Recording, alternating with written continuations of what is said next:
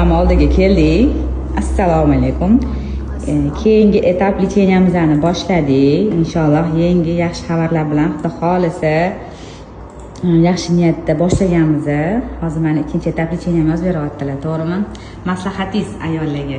Ayollarga maslahatim birinchi o'rinda u faqat xonadonlik masalasida emas. Shundoq ham ayollar o'zi butun oilasiga o'zini mehrini, o'zini sog'lig'ini fido qiladi.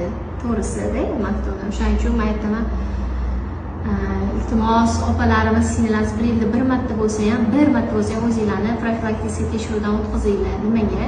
Chunki keyinchalik har xil muammolar chiqyapti. Mana shu bir yilda, bir oyda o'zi 2-3 rakani qilyapti. Nimaga? Birinchi stependa o'tkazib olganda hamma narsa profilaktikasini o'tirda nazoratda bo'lmaganini yoki bepushtlik ko'p. Haqiqatdan biz bu